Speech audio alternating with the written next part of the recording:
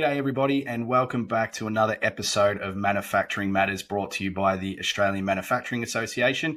I'm Steve Musico, your host, and with me today I have Chris Bristow from the Icehouse Sampling. Chris, thank you very much for joining me today. Good morning, Steve. Thank you for having me. Really appreciate it.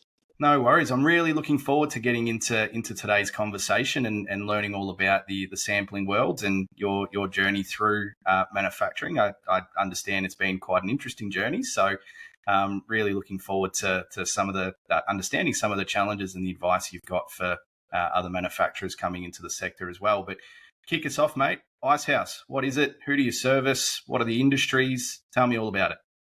No worries, Steve. So Icehouse Sampling is a product sampling company. So we support our customers' brands largely through providing them product sampling solutions. So what's product sampling, you may ask? So think about when you walk into a flooring store, you might see a swatch of carpets or carpet tiles or flooring tiles, those sorts of things. Or if you go into Bunnings, you'll see the paint chips. You'll see big floorboards. You'll even see some grout cards around the place. That's what we're talking about. So, there's a correlation there with the point of sale industry, but what we're really doing is specialising in ensuring that our customers' products are visible, they're seen, but it's also their actual product. So customers can feel it, touch it, look at it, put it up against a window so they can get a really good feel for what it is that they're going to be installing inside their homes. Having said that, we don't just service residential, we service commercial and a range of other specialised industries. So speaking of which, we largely cater for the window coverings industry, so think blinds, awnings, curtains and the like. Upholstery, so we're looking at furniture coverings, whether that's lounge suites, office chairs, range of things there. Also floor coverings, as I spoke about there earlier, so carpet tiles, flooring, vinyl flooring, the old lino. We service those industries, but there's also a range of other industries that I didn't even know existed before I joined the team here at Icehouse Sampling, which is a whole range of specialised textiles industry. I'd never realised that the marine upholstery market's so large. There's still a small auto upholstery market. But also there's industrial fabrics, think dam liners, truck coverings. It goes on and on and on. So, we're never surprised about the next person who calls up next and wants to showcase their range.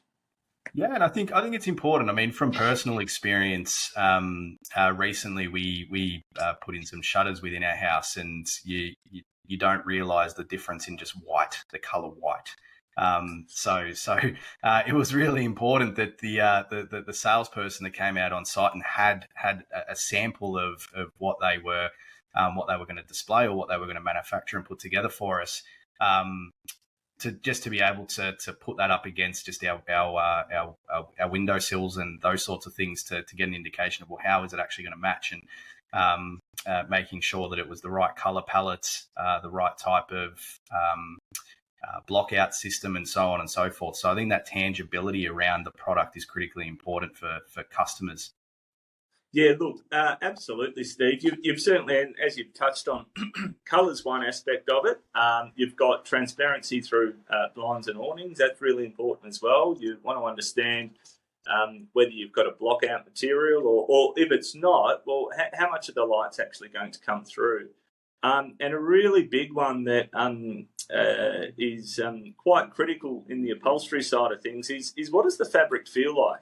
Because you could go online and you could pick a terrific red.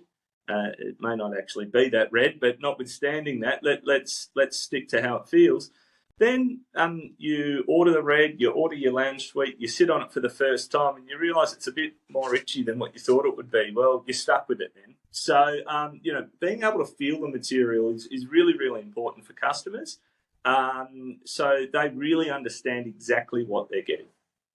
Yeah, it is interesting, and I think it's important, whether it's in store or somebody comes to your home, that they've got that option to be able to, like you said, feel, touch, sense what it's going to be like. So Icehouse, to a degree, you operate in partnership with these companies, supporting them with research and development of what those sample cards and I guess hangers and those sorts of things could look like, to make sure that they're displaying that brand the way that they would like to be displayed as well?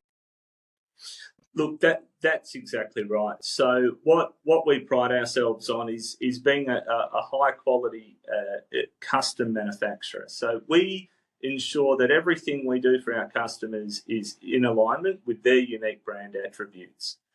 We want to make sure that if a customer has a particular PMS colour blue, that shows through on all their logos. We want to make sure that if a customer is using a particular sample for a particular market, we want to make sure that one, it's durable for the market, and two, that market's actually going to use it. They're the two critical, over and above the design, they're the two critical aspects, durability and usability, to ensure that that market actually wants to pick that sample up, and two, that sample is going to last for the duration of that product range. So what we do there with those things in mind is as I said, we really pride ourselves on working with each customer.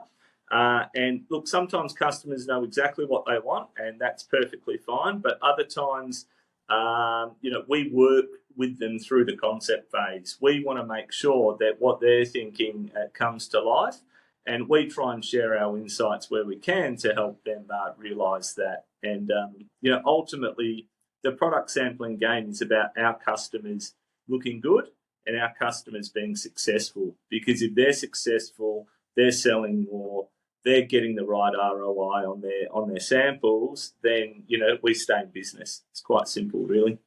Yeah, cool. Okay. And so you service is just Victoria, New South Wales. I know you've got a manufacturing facility in New South Wales as well. So what Yes. sort of coverage do you have around Australia? Yeah, so we service customers all over Australia. Yes, we do have a manufacturing footprint in Western Sydney and in Melbourne, but we find that we can service customers. We've got key customers up in Queensland. We have a very good one very good customer in WA, but we have others in Western Australia as well. But we can service all sorts of markets. We do find by having two different manufacturing footprints, there are unique strengths in each site, which is great, but there's also flexibility. So if one site's overwhelmed with work, we're able to switch that work down to Victoria or vice versa. And that's no cost to the customer. It just ensures that they get their sample in time with their product release or whatnot. So yeah, we cater all over Australia, and we have had some customers in New Zealand as well. Yeah, fantastic. Okay. So what stands you out from competitors? Why should somebody that wants some samples made for the products that they make come to you guys? Look, I think we're really focused on the unique brand attributes of each customer. We're focused on each customer individually. We want to make sure that what we're producing for them is right for them. So with that comes a high focus on quality and customization, as I said earlier. So that's why you would use Icehouse Sampling. We have a large coverage of sales and account management staff to work with you in the process. We're not there just to take an order. Having said that, as I said earlier, some customers just know what they want, and we'll deliver that to the highest possible standards we can. But we also work with you to make sure that you get what you need when you need it, and that also lines up with reliability around product launches and the like. So we'll always make sure that we can get what you need in time for your marketing calendars, your product launches and the like. So yeah, we're really big on working with our customers. As I said earlier, we're here to make our customers look good and be successful. So that's why you use Icehouse Sampling. Yeah, cool. And I think that's important, to be full service, not just to be somebody that takes some drawings and manufactures it. It's also about understanding that business in more depth and understanding the type of customers they service, the type of environments that their products will be going into, and making sure that their brand stands out, both from a potentially in showroom perspective, but also, as I said, potentially in-home visits as well. But working with them on the concept and the design, but understanding their business is obviously the key point of difference, and being there to support them through that journey and throwing different ideas at them. So to a degree, you're an advisor, you're a partner with them through that process, not just a manufacturer that makes an end result and then ships it to them. That's right. I mean, I think these days, the term manufacturer, makes things, but I mean, really, the challenge I think for all manufacturers in Australia is, well, how else can you add value to your customers? And that's what we're really focused on at the moment is, yes, we can make something for you and it will look good and it will be there on time, but how else can we add value? We ask ourselves that all the time. So whether that's in co-designing, whether that's working with you on an annualised basis, sitting down with you, understanding your marketing calendar, making sure that we can slot things in at the right time. But then equally, it's about, well, what else can we do for you? And we can touch on that a bit later on if you're interested. Yeah, cool. Okay. So tell me about your journey. Let's focus on Chris for a bit and your journey through manufacturing. So Icehouse Sampling, tell us a little bit about your background and what's brought you to where you are today. It's funny, Steve, because 22 years ago I started my first job at a furniture manufacturer in Perth. Okay. And I cut material off a table. Yesterday I was cutting material off a table using fairly similar tools. So, it sounds like not much really. But no, I've sort of done a bit of a full circle really. So, as I said, I started out in WA and I had a job at a furniture manufacturer. I moved to Melbourne 21 years ago now. I'm getting on a bit. And it started a career in finance. So I started off working in an administrative support type role, and over a 16-year career in finance. I progressed through a number of different roles in customer service and in sales. And then in a middle management type role before leading a business within the bank with a turnover of roughly $50 million a year. It was probably at that point where, I love dealing with customers. I love really seeing some tangible value that I deliver customers. And that sort of got a bit lost. Look, I'm not begrudging anyone who pursues a career in finance. Everyone gains value in what they do in various different ways. But I really like to see things get made. I really like to see customers enjoy what we do for them, whether that's service orientated or not. And that's what I really love doing at the bank early on. I had an opportunity to join the family business here in Seaford as part of a succession plan. So it's my wife's family business. She works in the business. Her brother works in the business. Her uncle works in the business. Her mother works in the business. And her stepfather works in the business. And, there's a lot of family members here. But there was an opportunity here with her stepfather looking to move on. And I joined the business back in 2019. It's interesting. A few things come to mind from that, but the first one is I guess having a bit of experience in manufacturing back in WA for the furniture manufacturer. Obviously, that gave you some insight, and you could tap back into those learnings from when you were doing that job. But how was the experience moving across from finance back into manufacturing? What sort of challenges did you face in the early part? Oh, look, there's a whole host, Steve, and I mean we'll focus on the industry side of things first, because there's a whole bunch of other elements around, having things done for you, and now you've got to do it all yourself and those sorts of things. But look. The key thing really is about I guess firstly starting from the factory. So really starting from the inside out and getting a really good feel for how things work. Because yes, whilst there's policies and procedures and whatnot in finance, you really need to make sure that you are lined up in manufacturing around your policies or more so your procedures. You really need to make sure your systems and processes are smicking in place, because what you can't afford to do in manufacturing is stop. So where people are stopping to clarify things, then that's a big challenge. So what I really noticed was this this requirement for everyone to really understand what they need to do, but what happens next. Which really stood out to me. Internally, inside the factory, that was something that really stood out to me. But then I guess through that,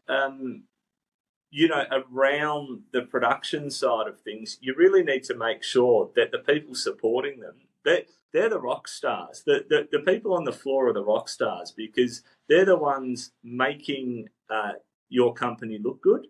They're the ones who ensure that things get made and delivered on time. They're the things that ensure that things are made well.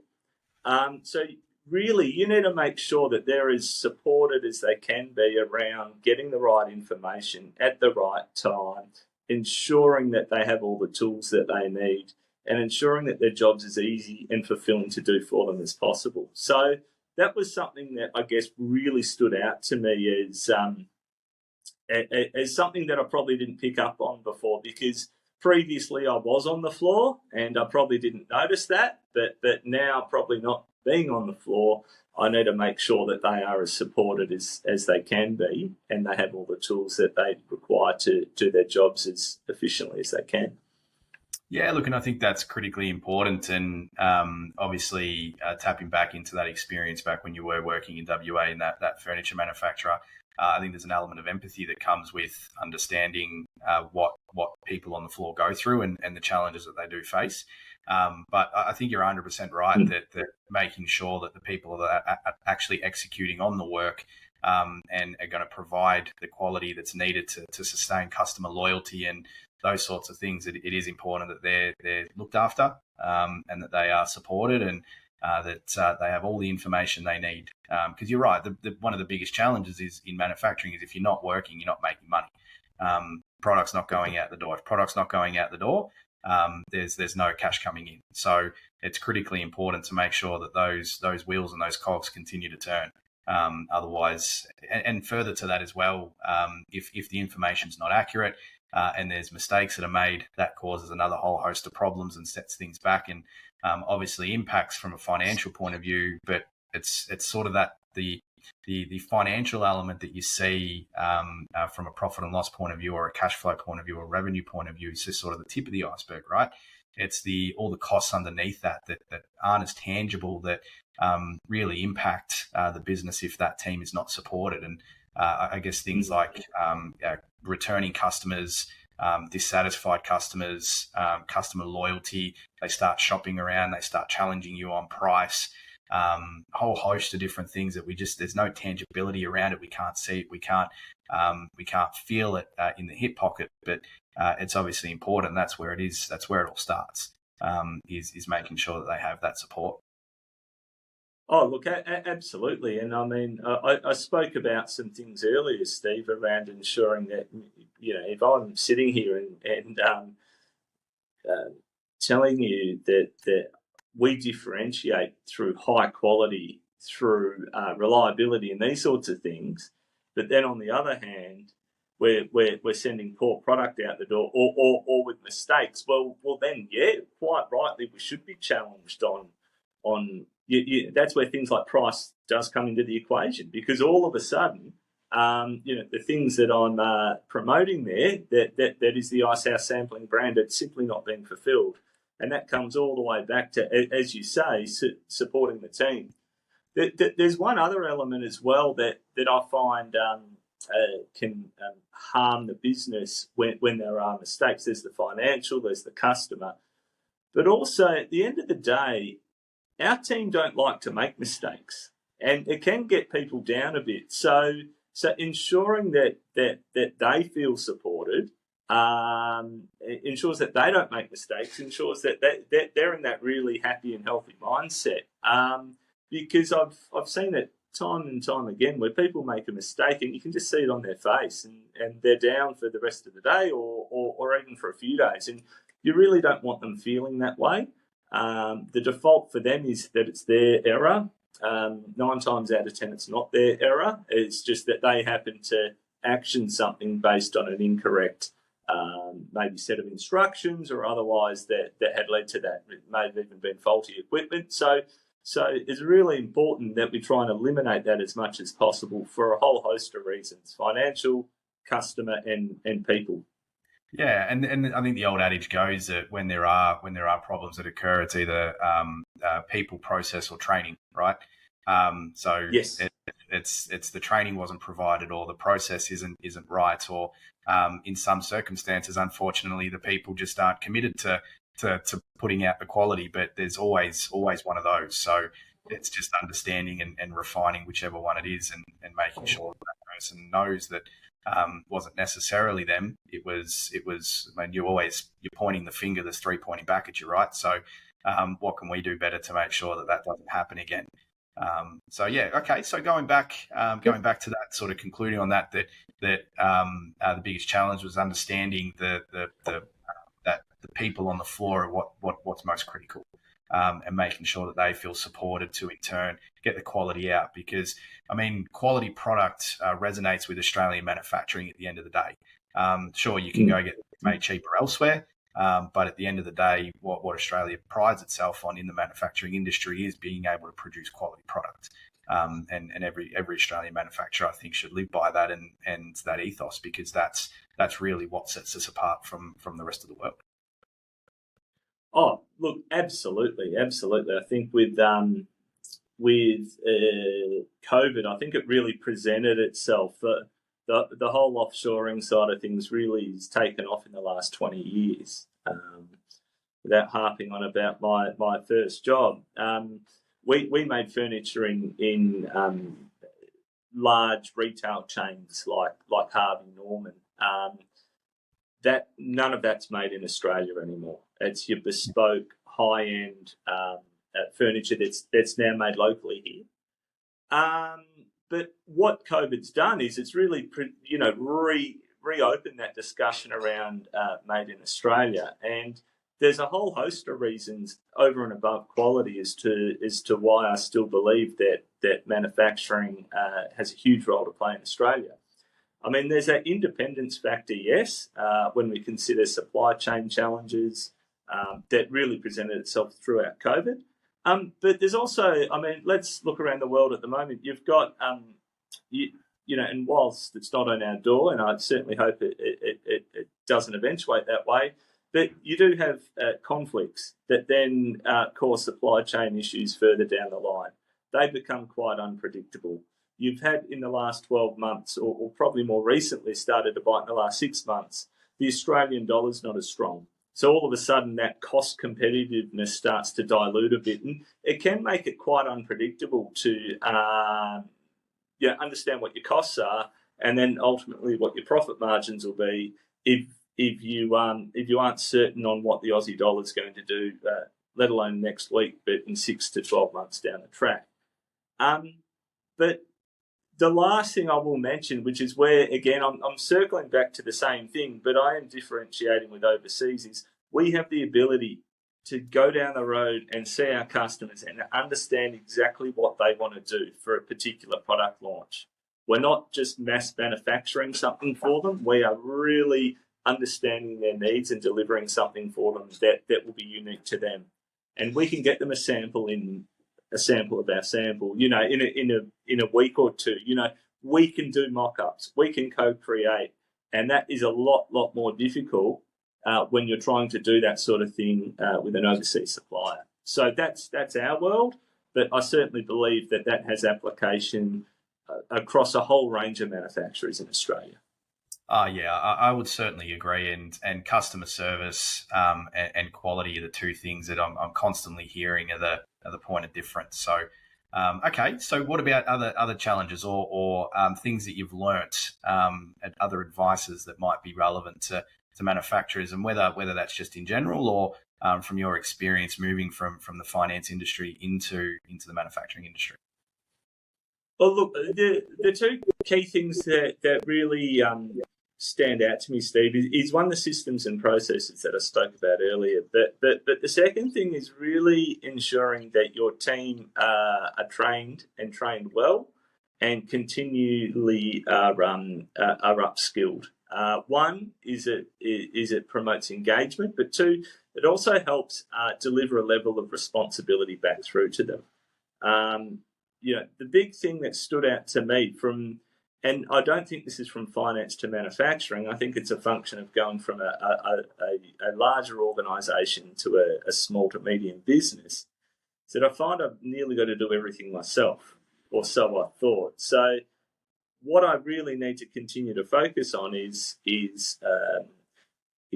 relying on the people around me, trusting the people around me, giving them confidence, giving them the skills required to do their job so they can assume more responsibility, so they can take more initiative, so it's not all resting with me. And I think that has application in a number of ways. One is, it certainly means I don't need to do everything all the time. But two is that the more you continue to upskill people, cross-skill people on the floor, the more engaged they are. And you know what? And I'm really passionate about this, but the more marketable it makes them. And, I'm okay with that. And I always have been. If someone joins the team with relatively little to no skills, and they leave us in 5 years as a better, more marketable person out there in the workforce, well, hats off to them, because that's what we're here for. If you continue to grow people, then the company will grow. Yeah, and I think that's fantastic, and totally agree with that that thought process. I mean, the two there that stand out to me is that when you look at in my conversations with a lot of manufacturers, they do struggle to get out of the weeds and have that time to sit above their business and strategically plan and so on and so forth. And a lot of that does come down to the need or feeling the need to take everything on themselves. But the reality is that that's not the case, and the job as a leader is to facilitate an environment where the people beneath them, or I shouldn't say beneath them, but their team members are able to come up with ideas and ideate and collaborate and drive those projects forward and those initiatives forward to be able to take ownership and responsibility, as you said. That's critically important. So. So I think that's really important. And the second one, which is actually taught by a mentor of mine some time ago, when people typically get upset when somebody's come into the business and you've spent a lot of time investing in them and then they leave. But what he told me is it's his job is to make sure that every person that comes into his business is better for the experience and leaves better for the experience. So whether it's more qualified from an academic point of view, whether it's greater skill set, whatever it is, that really is the job of the leader within that business. And whether you're somebody that's sitting at the top like yourself, Chris, as a director of the business, or you're at a general management level, or even just the head of a particular department, whether you're a production manager or you're a sales manager, that is your job. Your job is to make sure that you get the most out of your people, that you facilitate an environment where they come up with the ideas and they're the ones that are innovative, and all you're doing is supporting them and guiding them and helping them get to the destination that the business needs them to get to, but also making sure that they feel supported and looked after throughout the process, and that they're better for the experience of being in your business. And I think that's an important message for every single person that's in some sort of leadership position, manufacturing or otherwise. I couldn't agree with you more, Steve, and I probably want to put it on the record there that, yes, that's certainly something that I aspire towards, and it's never a finished product, but certainly want to ensure that we continue to build an environment here around growth and learning, because whether you're learning a new skill to operate a new machine, or whether you're just learning a new concept, it's all the same thing, because the world changes rapidly. You get new machinery in, you have new business problems. So you need to rapidly continue to evolve, because if you get stuck in certain ways of doing things, then you flounder quite quickly, both as a business but individually as well. Yeah, and I think that the theoretical term for it is job rotation. So making sure that people are rotated throughout the different components. And obviously there's some complexity around qualifications. So licensed or skilled type work, for example, being a Boilermaker, would obviously be a bit challenging to rotate somebody that's not qualified in that work to do that work. But then there's a question around development plans and what you see for that person. If they are somebody that you want to invest that time and energy in, then certainly looking at that. But job rotation is incredibly important, both for the happiness and satisfaction, work satisfaction of the individual, but also, as we've discussed many times, just redundancy within the business, because we know that labour shortages is a significant risk to a lot of manufacturing businesses at the moment. So it is critical to invest that time and energy into training and upskilling your team, because otherwise you end up in a position where you may not have somebody that is able to work on a particular machine because you haven't invested that time, and that slows down production and goes back to all the other things that we discussed earlier.